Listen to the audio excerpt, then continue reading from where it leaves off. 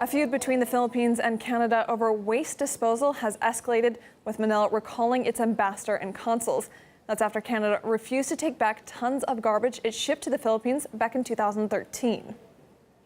That recall shows that we are very serious in asking them to get back their garbage. Otherwise, we're gonna sever relations with them. The dispute began in 2013 when a private Canadian company shipped more than 100 containers of trash to the Philippines. It was later discovered they had been falsely labeled as containing recyclable plastic, when in fact they contained household waste.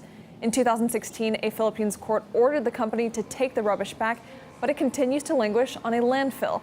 The move comes months after Chinese authorities refused to accept recyclable waste from the U.S., forcing it, along with other Western countries, to rethink what they do with their trash. We'll declare war against Canada. We can take them down. I'll return the trash, just wait and see. I will advise Canada that your garbage is on the way. Prepare a grand reception. Eat it if you want to. It is now theoretically possible to get it back, but there's still a number of questions around who will pay for it, where the financial responsibility is, where the consequences are. As Live now to Richard Heydarian, Foreign Affairs Analyst in Manila. Welcome to the program. Now, how big is the problem of trash stacking up in the Philippines? Well, for a very long time, the Philippines has been, unfortunately, the recipient of toxic waste, including nuclear waste from the United States and some of our Western allies. So this issue has been lingering for quite a long time. The Canadian one, however, has been a sour point for the Philippines, particularly President Rodrigo Duterte, because when Prime Minister Justin Trudeau was here in Manila 2 years ago for the ASEAN summit, he promised that they're going to take back the trash, the garbage, toxic garbage that was left here lingering since 2013. And yet 2 years in, that has not been happening. But you also have to understand that this is also taking place in the broader context of back and forth between Philippines and Canada over political issues, including Canada's criticism of Duterte's human rights records and drug war, which eventually led to the Philippines canceling the purchase of Bell helicopters from Canada. So this is also what you have to keep in mind. And remember, Duterte is also a good friend of China, another country that is also picking a fight with Canada over the Huawei issue, the arrest of one of the senior officials of Huawei there, and of course also China's own refusal to get garbage disposal from Western countries. So it's also about alignment of the Philippines with more countries like China and other countries who are standing up to the U.S. And also, this is about President Duterte's environmental stance. This is a person who shut down the Philippines' own #1 tourist destination, Boracay. It's Pearl Wild Beach, which has been generating $1 billion every year. He shut it down for 6 months in order to clean up the area. So this is not only geopolitics, this is also about environment and President Duterte's sensitivity to that issue.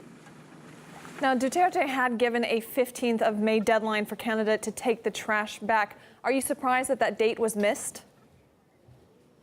Yeah, I mean, of course, from the Canadian point of view, it seems the Canadian government is saying that this was a private deal between a Canadian company and a Filipino counterpart. And of course, the Canadians also can say that, it's not only the Canadians' fault, it's also whoever was able to accept this back in 2013 in the Philippines.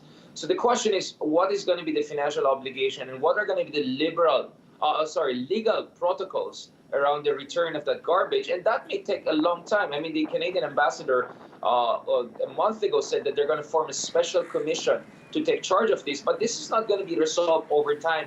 But finally, the Canadian government is moving. So I think President Duterte's ultimatum is a way to nudge them towards accelerating that process. But clearly, this is the greatest diplomatic crisis, completely unprecedented, between two long-term allies, Philippines and Canada. Duterte has long been known for his rather colorful rhetoric, but did he go too far by threatening to declare war against Canada over this issue? Of course. I mean, this is part of the very much Duterte playbook of, talking tough. But I mean, it could also show his annoyance and anger at Canada.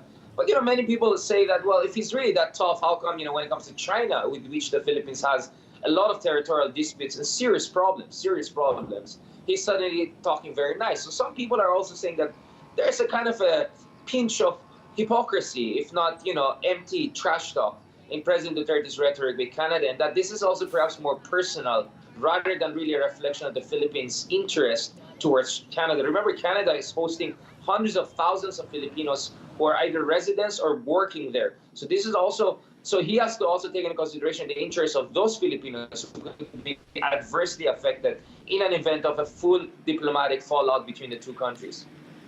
Richard Heydarian, foreign affairs analyst in Manila, thank you for joining us on the program.